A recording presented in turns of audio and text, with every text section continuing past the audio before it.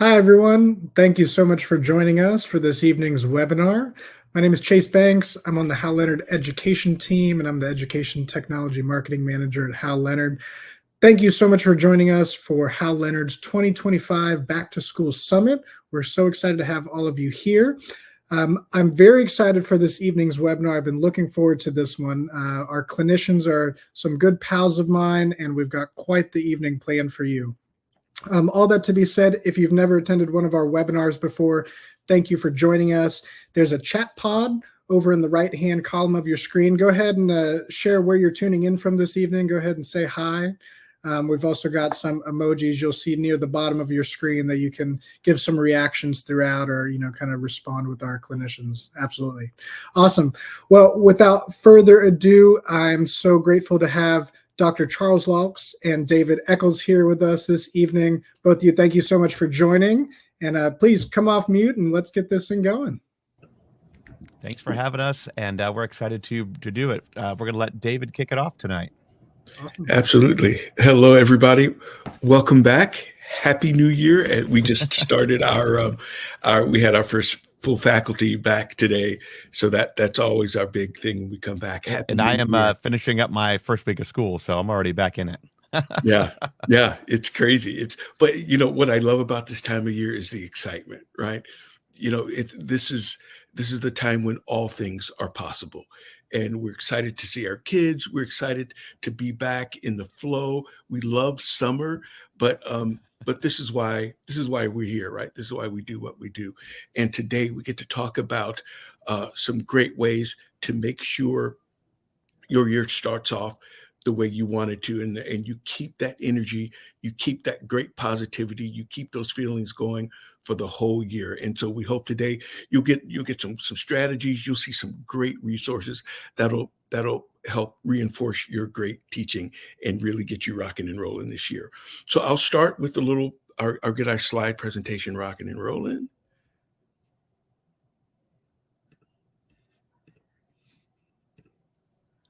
So welcome. This is our beginning orchestra EEessentials time, and you see us. There we are so that you know who you're working with today. So today we're going to talk about essential elements, and really, books are books, right? Books don't teach a thing. Right? You are the teacher. You are the one who's responsible for bringing great resources to your classroom and then using those resources in a way that reinforces your pedagogical approach, your curricular goals, your school goals. And we think Essential Elements is one of the best tools to have in your toolbox today. And so we're going to go over some of the new exciting changes that have come to Essential Elements Interactive. Essential Elements and Essential Elements Interactive, we're going to talk about that in terms of 4 areas today. So we're going to start with instruction, then move to assessment, then administration, and we're going to end up with motivation, and then a little Q&A. All right, so start with, here they are. Here's the new cover. You see it's updated, spruced up, it's modern, it's engaging, it's inviting. And as a beginning player, that's it. Let's face it, right? Our kids are visual. They're used to seeing active icons and visuals in front of them. And I think the new books are really evocative in that way.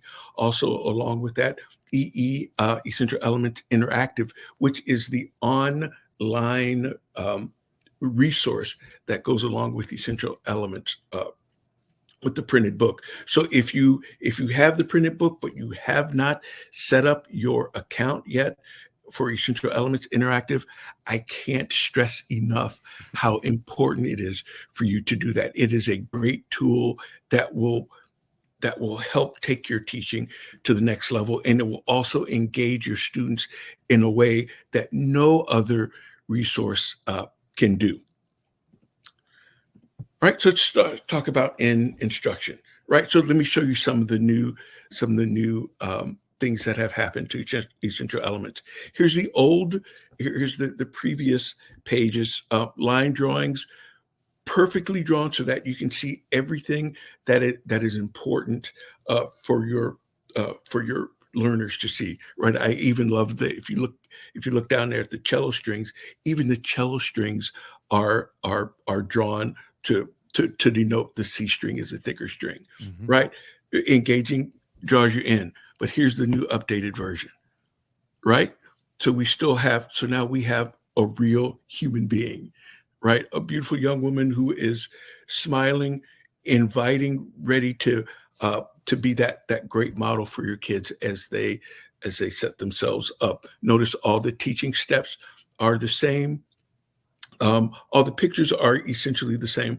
All the images are essentially the same, but now we have real human beings.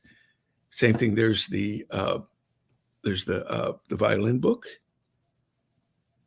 Look at the engaging pictures once again, and I'll notice you'll see this little icon on the new pages, and you'll hear more about that later. I'm just going to plant that seed. We'll talk about more about that later.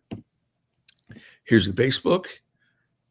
Great pictures, cool clothes, jeans, and the other thing that these new pictures do is continue to bring this information into the new century and be representative of hopefully the kids we have coming to our classroom. Even here's a new picture of the instrument. Notice the old picture, beautiful, clear, black and white, or grayscale. I mean, just a very good picture.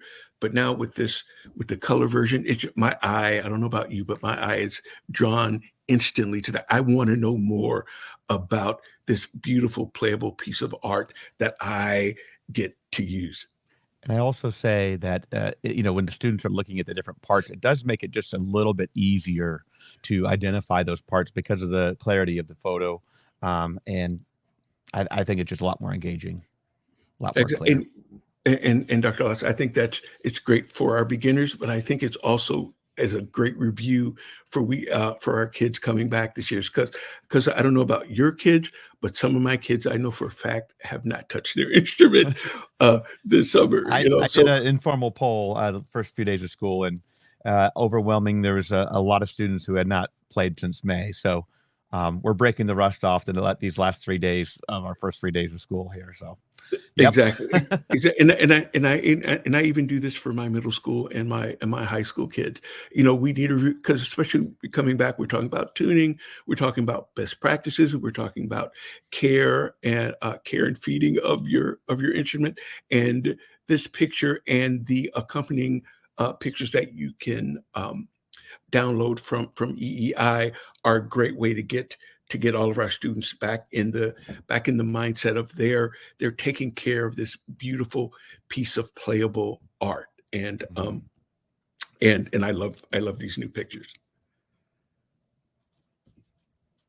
All right, so now now that we're in, let's talk a little bit about pedagogy and instruction.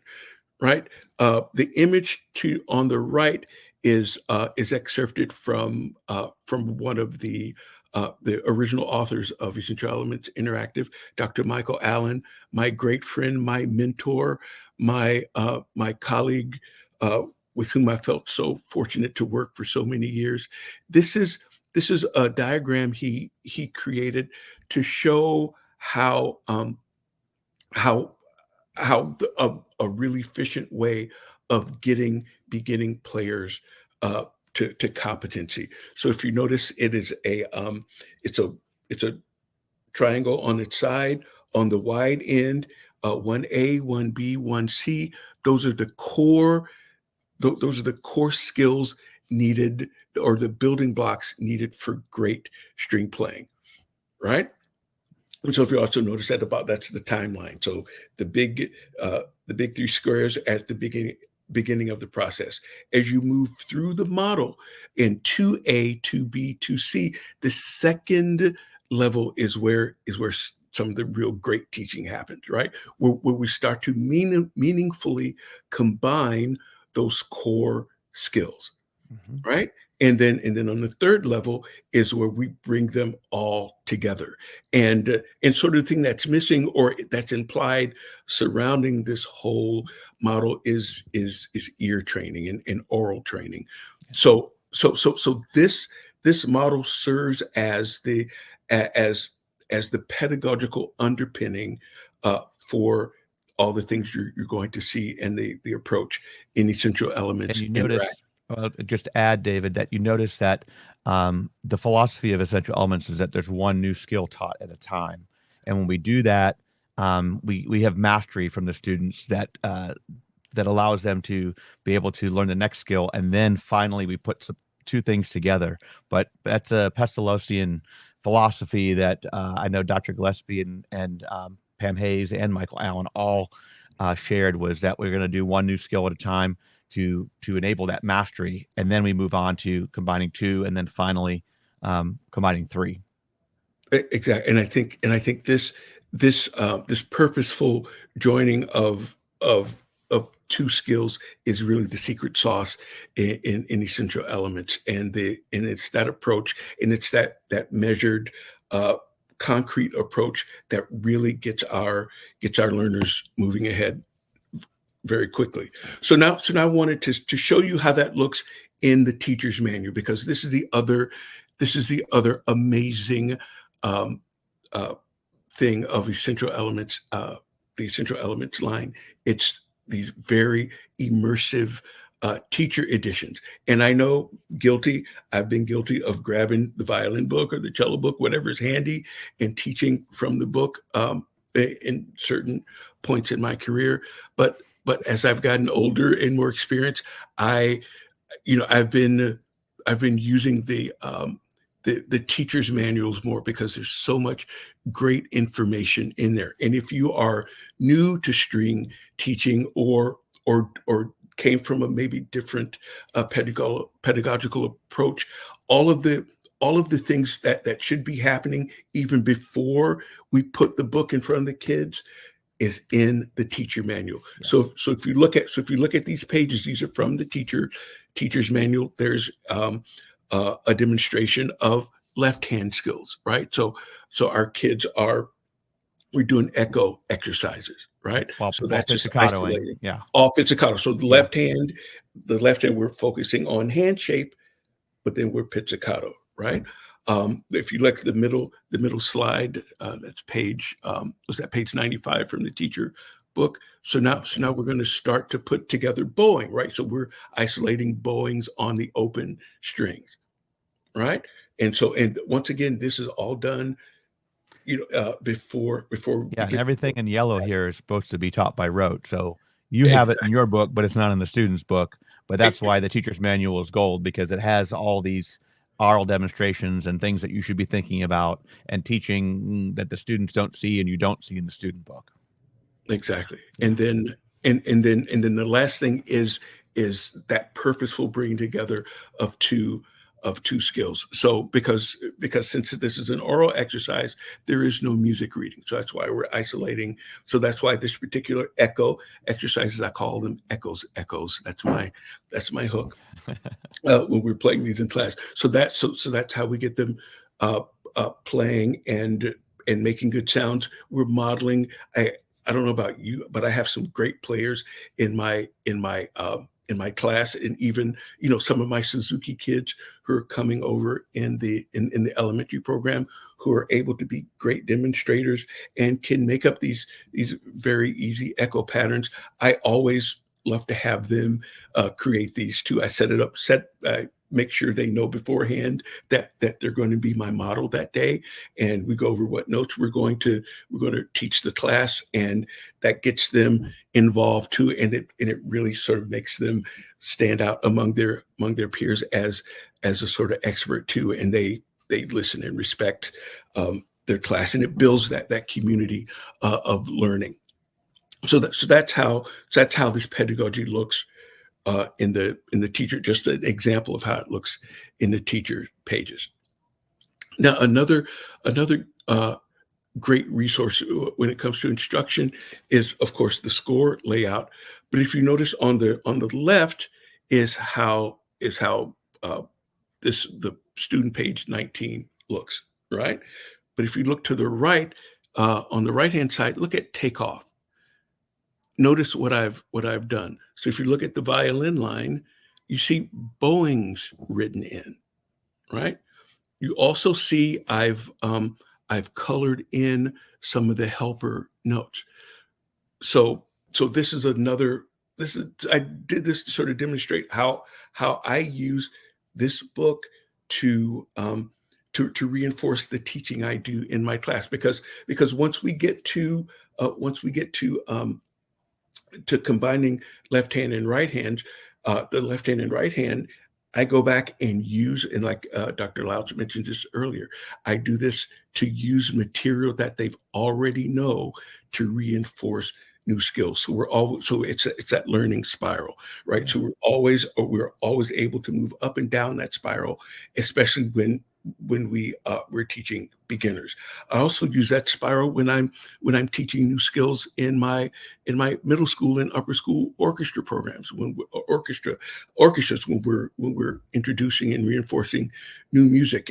Generally, any issues we have in rehearsal, any playing issues, listening issues, can always spiral back down to something at this core level, and being able to break down a piece or a passage in the framework of the way it's presented here in Essential Elements has totally transformed my rehearsals and my teaching, and what it's done is empowered my beginning players and my advanced players to do their own self-diagnosing and move forward.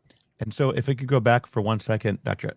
Eccles, what basically we get some criticisms about there's notes in the note heads too long, and my thought on that is that if you have students go in after they've learned the notes, using the notes in the note heads, and they're filling in these notes with a pencil, and every time they're filling in the note head with a pencil, they're saying that letter name in their head or out loud. You could do them together if you wanted to, D, E, D, E, and they're coloring it in every time. There's no way by the time they're done filling all those in, they're not going to know those notes, right? So Exactly. they're completing those, and then like David said, then they're putting their bow on it. So they've practiced some pizzicato. They've filled in the note heads while they're internalizing the letter names, or you can sing them in class. You can put an accompaniment on and sing them while you fill them in. There's all kinds of different ways to do that. But that is a great strategy, and there's nothing like review. There's nothing Exactly. like review. And we make it a little graduation ceremony, right? So now we're starting to use. So we've gone down. Our hands have moved down from our beginning playing position to our pro playing position, and we're making great sound. And now we're going back in the music reading box. We're adding this new skill.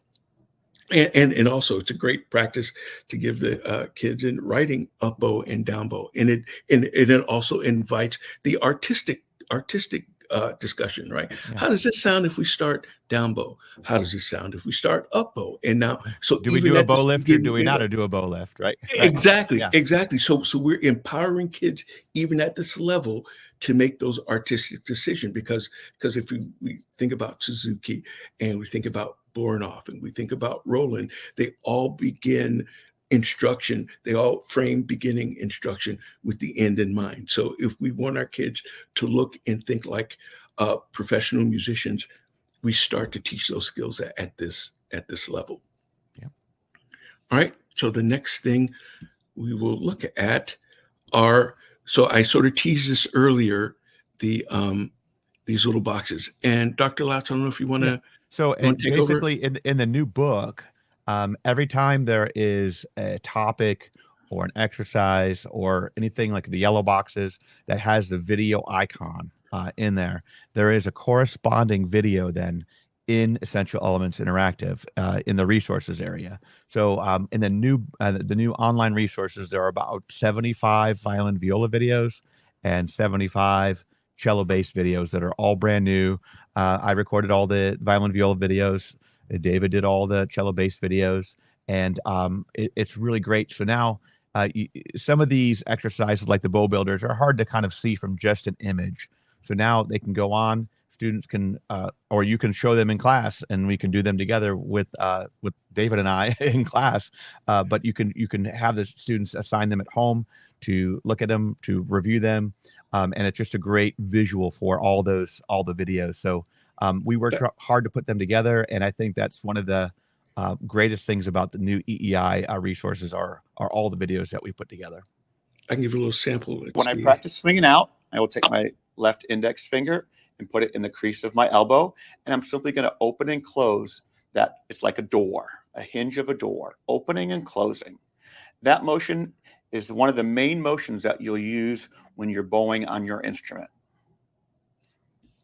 Hey, and for everyone that's attending right now, I did share a link near the chat section. It should be pinned in a sticky note. But if you'd like to sign up for a free Essential Elements interactive account, there is a link there. You can do that.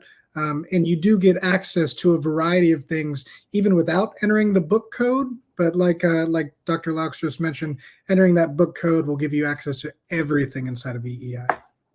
Cool. Exactly. So we'll keep it moving. So here's just a Another little example. Yeah. 21 second. So notice, make sure you have these checkpoints in alignment. The thumb is nice and relaxed, curved behind the second finger on the neck.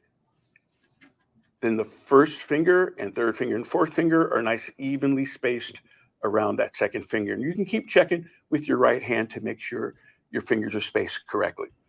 And when we did the videos, I also want to point out that we tried to keep the topics very brief, because we know kids are used to watching TikTok or YouTube Shorts, and those are the quick videos that just turn around. So we wanted to try to keep them without using too much explanation, but at the same time explain enough, but keep them quick so that they would keep the interest of the kids.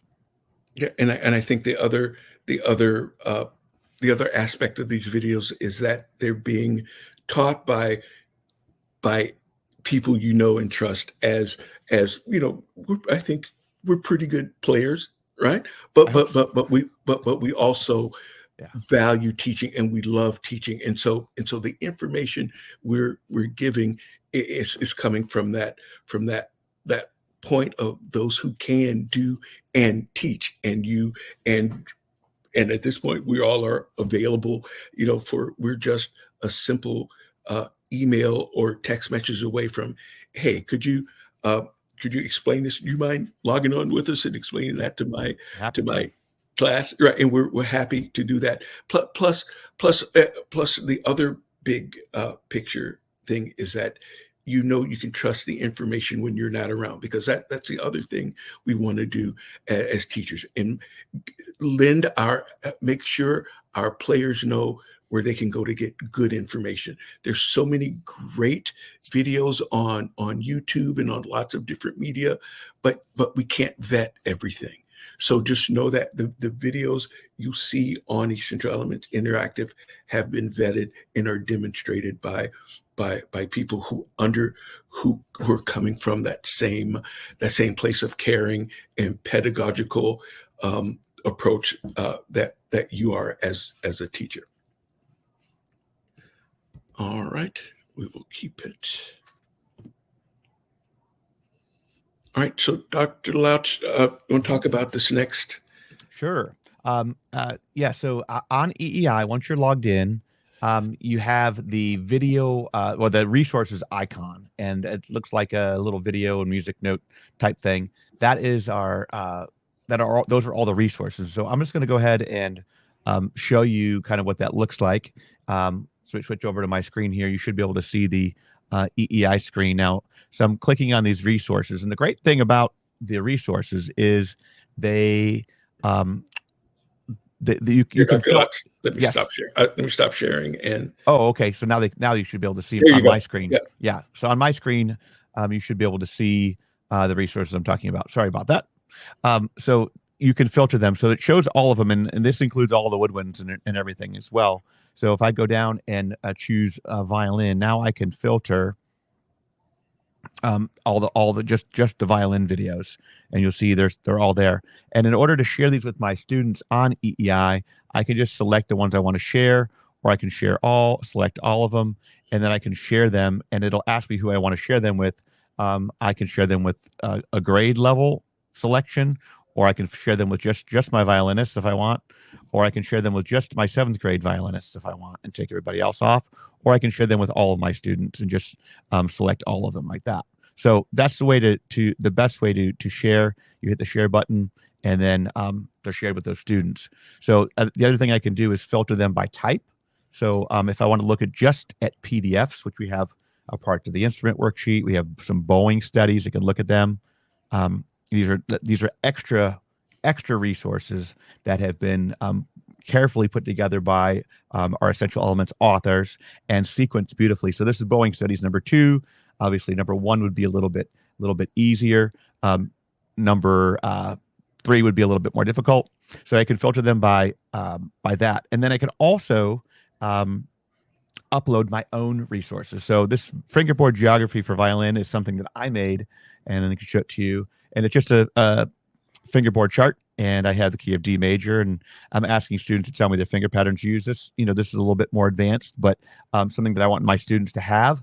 So I've shared this with them, and it's just a great way to upload your own resources. So I can share that with anybody I want. Maybe that's a little bit too much for 6th grade, but maybe I share it with 7th grade. I can filter by videos, and I can also filter by MP3. So if I go to, again, all instruments, and I have some sound files in there, I have them for all instruments. Letting them load here for a second. There's a lot of resources, so they take a couple seconds to load here. And they can also create your there's MP3s. So I have like a little accompaniment track I put up there of my own, and then you can also share links. So if I want to send all the kids to musictheory.net, which is a great website for learning note names and chords and beyond, whatever, I can share that link with my students as well. So the resources area of EEI is exceptional because you can filter it. You can share it with just the kids you want to share it with, so they're not getting overwhelmed by having, like, I think if a kid opened this and they saw all the videos of the saxophones and clarinets, they might be a little overwhelmed. So the reason that we've made it where you have to filter and share the ones you want is so the kids really have specific access to those things. And then as you go through your book and your sequencing, you can also share resources a little bit at a time, and that way they're knowing exactly what they're supposed to be looking at and not overwhelmed with too much. David, do you have anything else to add on this? Yeah, I was going to add to what you were just saying. I think that's also one of the great aspects of Essential Elements Interactive is that you can upload your teaching materials to the to this website, because once you sign in and set up your account, it is your account. It is yours. I'm pretty sure Hal Leonard can't see anything you put in there because now that becomes your protected teaching site, because it does have student sensitive student information, contact information, and grading information. So so you can feel safe to put your great teaching materials that you've creaed. And I'll also say, go ahead.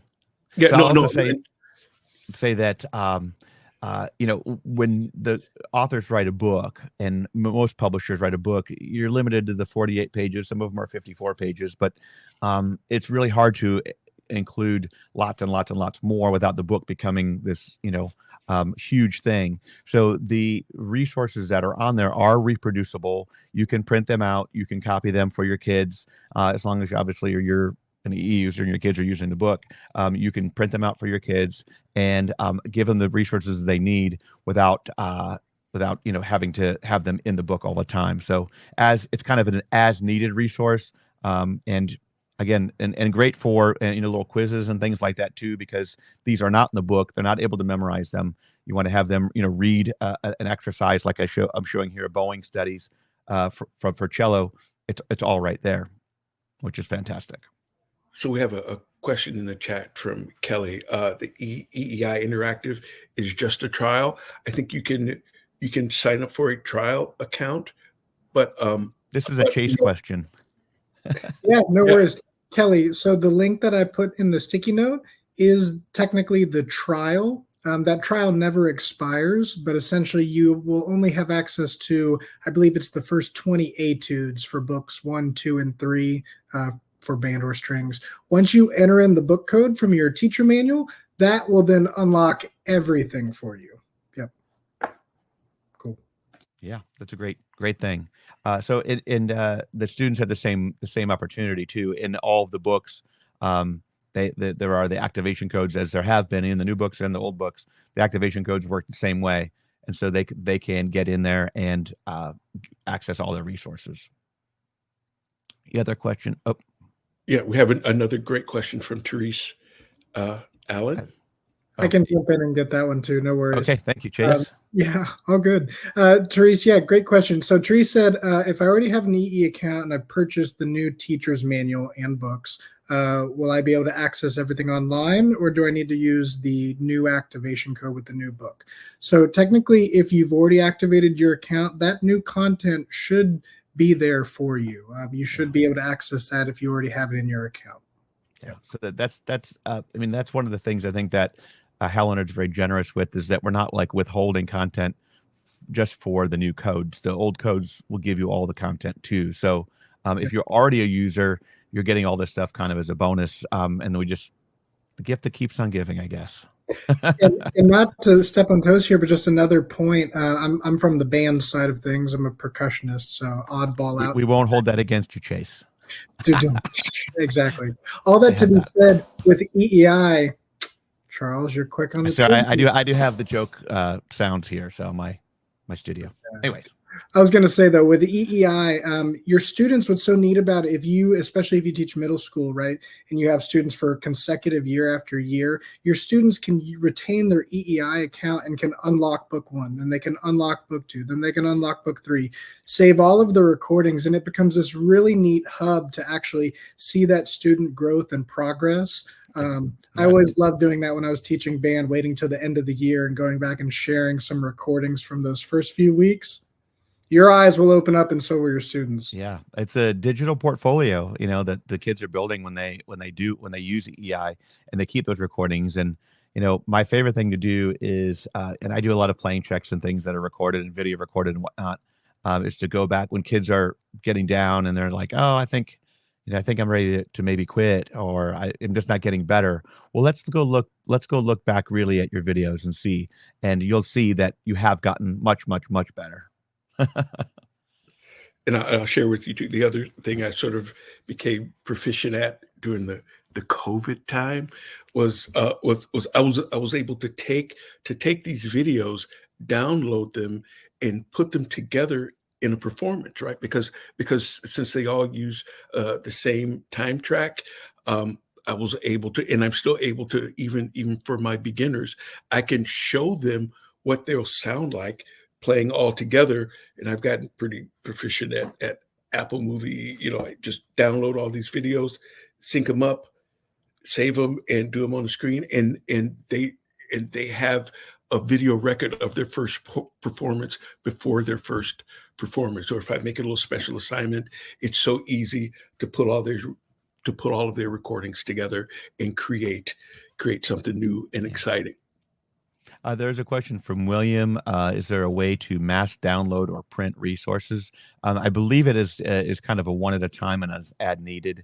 I don't think there's a way to select all of those videos and then just download them all, unfortunately. But I think it's just a way to keep it, I guess, organized. And yeah, so that is not a possibility that I know. And then there's another question, maybe for Chase. I purchased a teacher's manual with EEI, and my kids will be instructed to purchase a new EE book. However, there are kids that use the old version of the book without a code. Will they still be able to create an account and see my classroom, or do they need a valid code? Hey, Courtney, I've got another one of my EE colleagues over here with me. Let me ask real quick, and Courtney, I'll respond to you in the Q&A. That's great. Thank you. All right, so let's keep it moving to the next. Yeah, for sure. To the next section, and we're going to talk about assessment, right? So here's once again, I'm going back to the teacher's manual. If you look down, one 1, 2, 3, 4, 5, 6, 7, 8, 9. The ninth line, you see the little essential elements icon. Those are that's the assessment line, right? So this is just an excerpt of the scope and sequence uh, uh, chart that's in the beginning of the teacher's manual. So if you look at the very top, that's every line number. If you go down the chart, that tells you what's being taught on every single page of essential elements. But if you go on the quiz and assessment line, you can see what each of the built-in assessments are in the book. This is book one, but in every teacher's manual for every book, there's a scope and sequence of materials. It's kind of writing the lesson plans for you, you guys. They're Yeah. all there. They're all there. Yeah. Right. Yeah. And you can go, and if you have an idea of what you want to teach that day or reinforce that day, you can open up, go straight to the scope and sequencing page, and it's great for your to grab and copy paste or write these line numbers right in your lesson plan. To the right of that is also in the teacher's manual. There is a whole set of pages in the electronic version. They're all PDFs that you can download, like rubrics. Yeah. Rubrics and assessment tools. So this is a screenshot of one of the position evaluations that you would actually send home. If you look at the bottom, there's room for a parent signature. So this is a great communication tool to show parents what their kids are learning in class. I'm going to show you another little bit of one. So on the left, the performance evaluation is something you could fill out in class. Once again, this is in the teacher. This is a PDF in the teacher's electronic manual and just a printed page in the printed manual. This is a great exit ticket, right? If you're or bell ringer, right? Coming in, get that evaluation, see where you are today, or kids can see where they met their goals for today, and have sort of an instant feedback. The second column is actually, I don't know about you, but I have kids who love a certificate, right? And they love to know that they've reached the benchmarks, right? So if you go back to this first page, all of the assessments on the assessment line, all of those numbers are in this certificate that you could sign, and you can check off, or have the kids color in those stars when they do a pass off on these quizzes. You put their name in there, and there they have their Star Achiever certificate for moving through book one. There's also a whole suite of resources on Essential Elements Interactive. All of these, the things I've shown you, are in Essential Elements Interactive, and then some of the things that Dr. Laux also showed you earlier. Okay, so it's any questions about that, about the assessment tools in? And when we have a little bit of time at the end, and I show some of the EEI stuff about assessment, it's just fantastic. Exactly. All right, and we'll keep moving. So go through administration, and I'll have Dr. Laux I'll click out of this and have Dr. Laux show you how to go through this. Sure. Or you want to use the screen, or you want to? No, Okay. you can take that. Gotcha. Yeah. Okay, so if you look at my camera, which is now the screen that I'm sharing, you can make it full screen if you want to. This is the student dashboard of EEI, and all the tools are listed at the top. So one of the things that people want to know is, like, how do I get my students in? So I'm going to go ahead and switch over to my teacher version of EEI. This is a teacher login, and at the top, I know I'm a little bit cropped a little bit. I'm not sure why that's happening, but when I go to my students, you'll see on the side here now, I have some students already in here, and I just have some fake students like Johnny Appleseed and Rocky Balboa, etc. But if I want to add students, all I have to do is there's 3 different ways. You can add a single student one at a time, which is kind of time consuming, but the best way is to invite students using this code. And so you get a school code. Mine is Hal Leonard Music 35, but yours would be different. And then it gives you a link. So all you have to do is give this link to your students. You can give it to them as a link. You can give it to them as a QR code. And this is exactly how you will get your students in to EEI. So then they'll use their activation codes and create their accounts. Okay. You could also do it a different way where you download this template, and in the template, it's an Excel file, and it will ask for their name, an ID number, which must be unique. And then you have to also select their instrument from the drop-down list. And those are the biggest things that you need in EEI, are those 3 things, maybe grade. And then you'll fill it in, and you'll upload that Excel file back to where it does here, upload Excel file. You'll add that attachment back in, and then all of your students will be loaded in EEI. So that's another way to do it. And then the final way is adding a single student. And I really reserve single student entry for when I get a new student in for my class, when they come in mid-semester or whatever it might be, and I just need to add 1 kid in. It's very easy to do that. The student will need their code or link and their the student ID that you give them. But those are the 3 ways to get students in. And I really don't want to spend too much time going over that administrative part, but just know that it's there's lots of different ways to get your kids in there. And once they're in there, you'll be able to see their list. Let's see, do you have any specific recommendations for private teachers and private studio? Yes, private teachers can use this as well. Hi, Michael. Yes, I think this is great for private teachers to use as well. It doesn't have to be just an orchestra classroom. You can set up a calendar, and I'll show you exactly how the assessment part, since we were talking about assessment, works. So in assignments, again, I'm in my teacher account right now. I would click add a new assignment. Okay, add new. Well, let's go. I have to set my grading period here. Okay. And let me go back here. I'm a little oh, there it goes. Now it's going. Okay. Just a little hung up. I think my internet might be a little bit slow. Coming back to that. If I click add a new assignment, let me go back here. Pause for a second.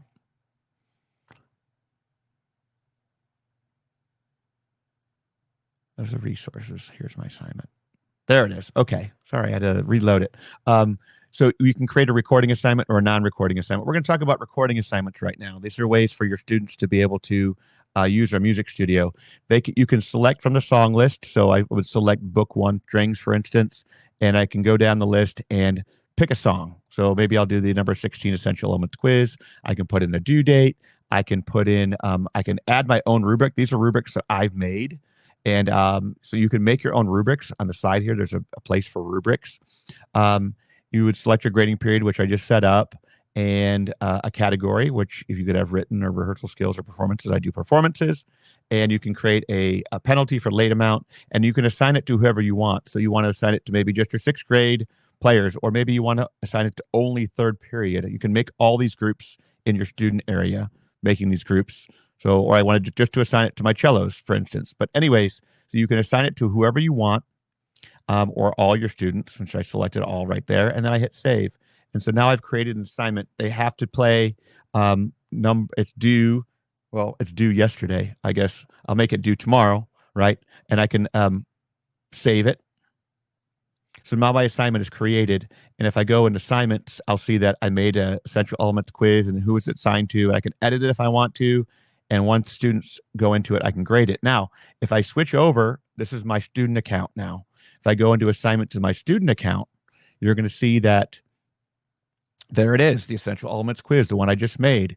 And so the student has to now click on it. It'll open up in the music studio, right? They can put in a accompaniment with it, and then they can hit record and record themselves playing this. The great thing about recording, when they recording anything in EEI, is it'll give them a count of 4 to get ready, and then it'll play back. Okay, now I'm recording. I'm not sure how it will work because I'm on the webinar right now and the microphone's being used, but I'm recording something. And so I can hit stop. And once I've done recording, you can see that it says take one. Well, I can immediately, oh yeah, I can immediately go back and listen to take one and see, and the student can see, oh, I played it well, or no, I didn't do it as well as I want to. I'm going to record it again. And they go ahead and record themselves playing this essential elements quiz again. Okay. And so they record it again. Now just take two, and they can go back and compare which one was better. What did I do right? What did I do wrong? So now they're doing like their self-assessment. They're doing all these great things. They can listen to take one. They can save take one. And once they save take one, then they can submit take one to teacher, because that's the best one they recorded, right? And it'll link it to the assignment. I hit continue. It links that. The student could put in comments about how they did. They can write about something if you want to have them make a comment or not.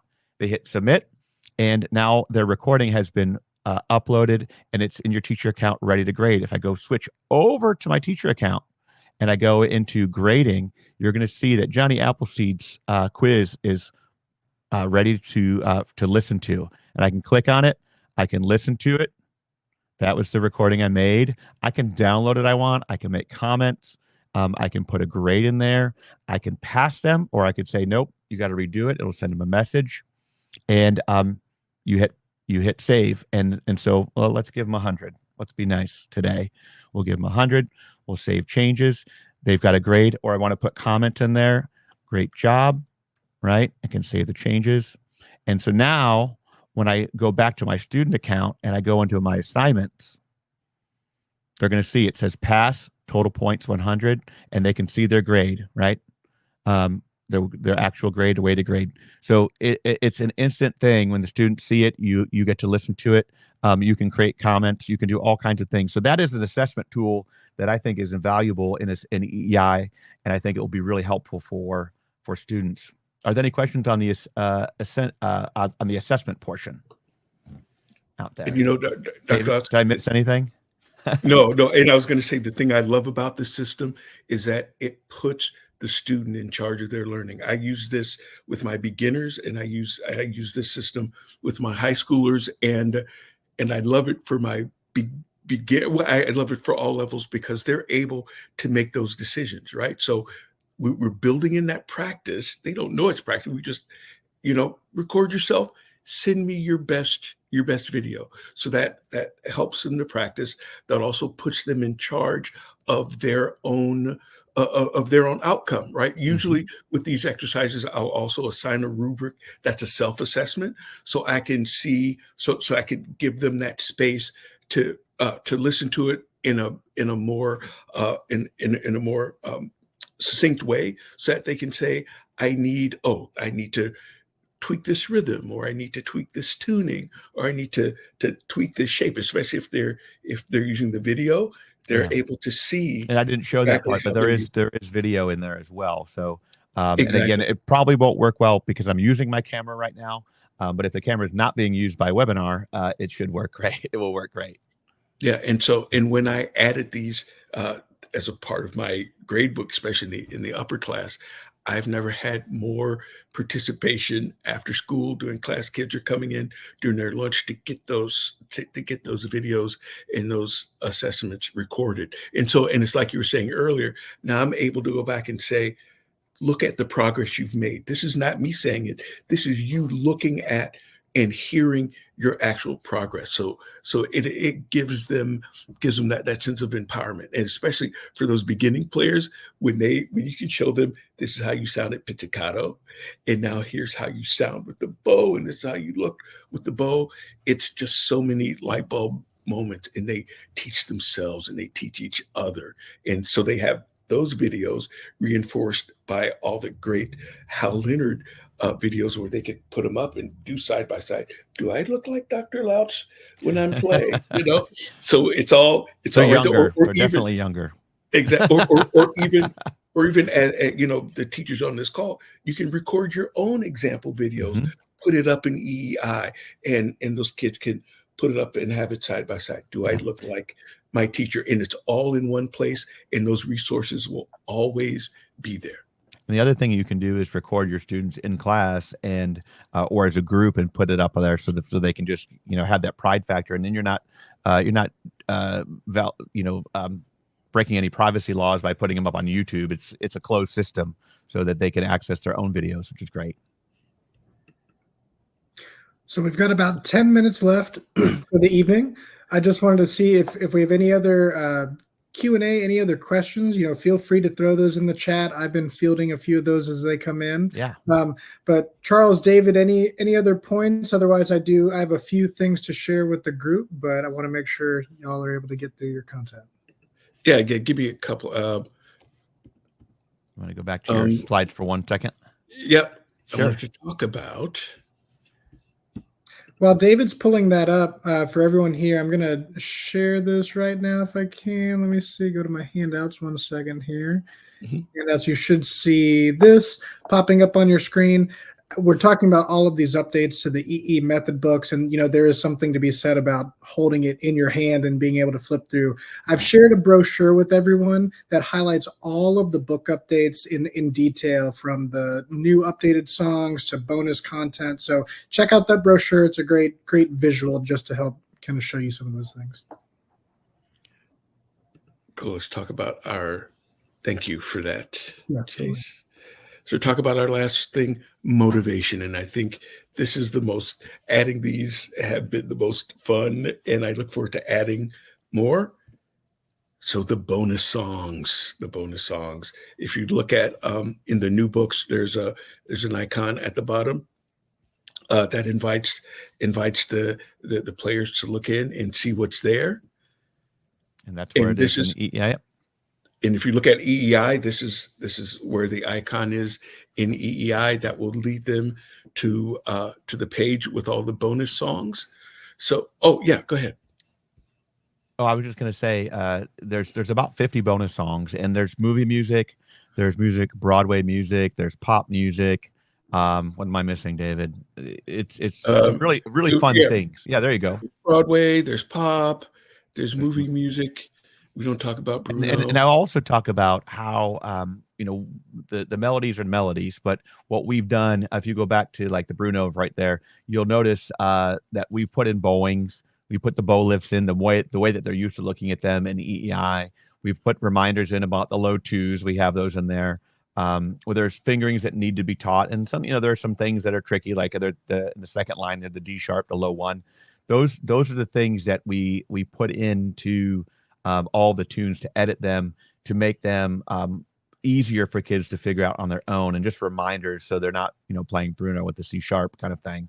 Right. But anyways, yeah. And I was going to add, so also in the chart, when it comes up in the EEI, it tells you which page is correlated to that to the particular bonus song. So you can go through, look at the chart, and see, this bonus song corresponds with the skill or concept I'm teaching.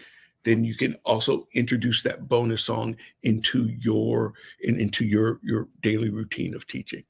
Megan had a question. What advice do you have for a band teacher who's teaching strings for their first time? I will first say congratulations. And second, I will say as much professional development as you can get. There's great workshops. Obviously, the summer workshops are over, but attending your state conference, attending ASTA, attending all those great professional development opportunities. If you don't have those available right now, there are some great resources like Strategies for Teaching Strings. That's Dr. Gillespie's book. Michael Hopkins has a great book, The Art of String Teaching. So getting some of those resources that are just the tried and true methods, and we're happy to make some recommendations for you. If you want to reach out to us, you can definitely easily Google David Eccles or Charles Laux, find our contact info, and we're happy to give you some resources there too.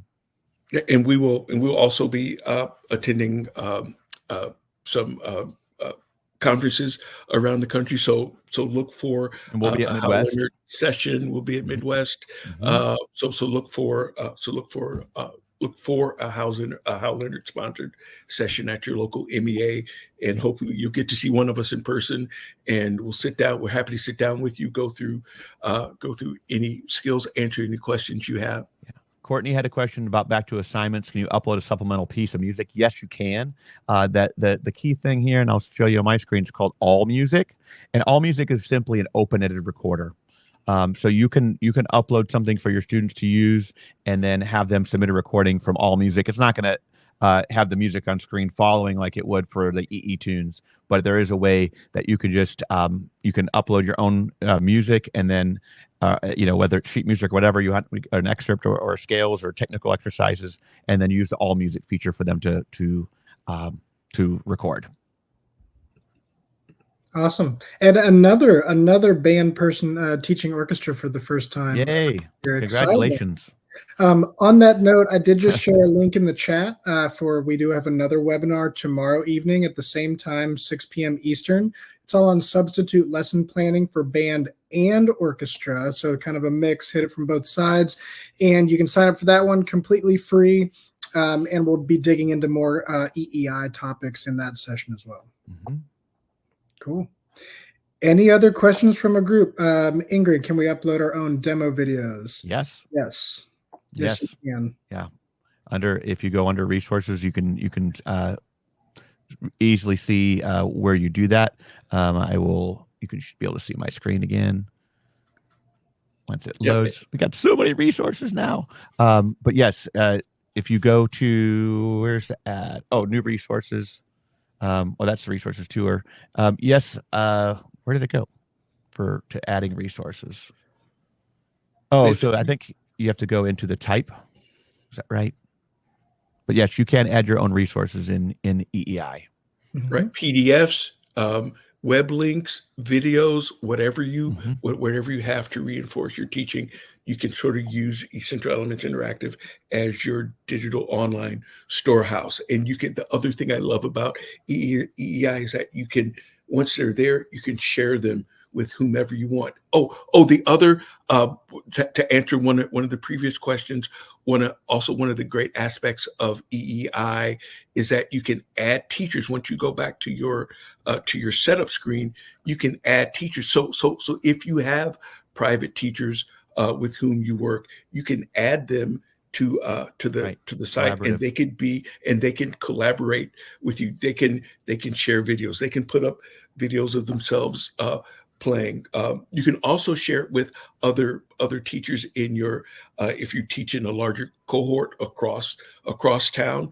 You can all have access. You can add access for your team teachers so that everybody can be on the same page and see exactly what each student is doing. Just really at the click of a button, you add them, and they will have access to your entire EEI presence.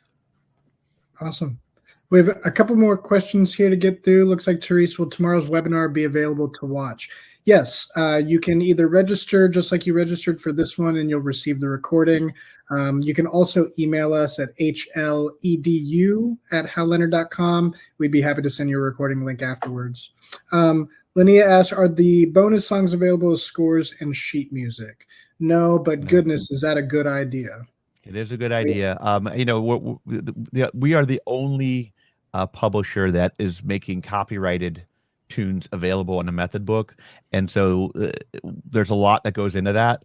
I think there was a lot of strings to pull even to get it on EEI. So to make it downloadable and free would be really difficult. So I think that's where it is. There was also a question about is there a tuner in EEI? And the answer is kind of.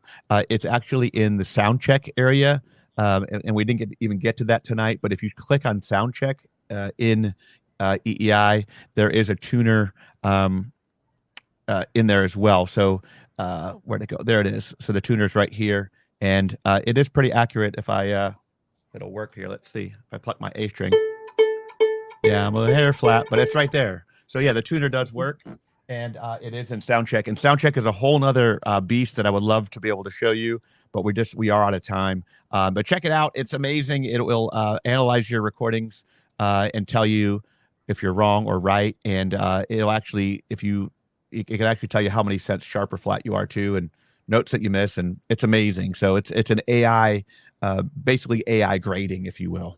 So it's pretty cool. Right. Rhythm and pitch. It's Yeah, great. right. It's great. Yeah, it's great. Cool. Well, I know we have a few more questions in the chat. I'm sorry we couldn't get to them all this evening, but I will say HLEDU@halleonard.com. Please, that goes directly to me and my team. We'd be happy to follow up with you, help you get set up with EEI, whatever we can do to help you. Absolutely willing to do so. And if you have, and also I will say, if you have pedagogical questions, I am definitely up for email conversations or even a web chat sometime. So my email is charles@orchestrateacher.net. And you're welcome to reach out to me. And you, again, if you just Google Charles Laux, you will find all the resources and things I have available for you. We have one last thing. I'm going to send it to everybody's screen right now. So we are running a Music is EEssential giveaway for back to school season. You can click this button right here on your screen and enter to win a free class set. So that's, I believe it's up to 50 or so student books and a free teacher's manual. So go ahead. If you haven't already entered the Music is EEessential giveaway, click that button, fill out the form, and enter to win a free class set. Cool. Otherwise, we hope to see you at our substitute lesson planning webinar tomorrow for band and orchestra. Charles, David, thank you both so much for being here. Oh my gosh, incredible educators. We are so grateful for you and your time. And thank you for everyone for tuning in this evening. Look into your inbox tomorrow afternoon for the webinar recording. And we hope to see you at a future webinar. Awesome. Have a great year, everybody. Take care, everybody. Happy back to school.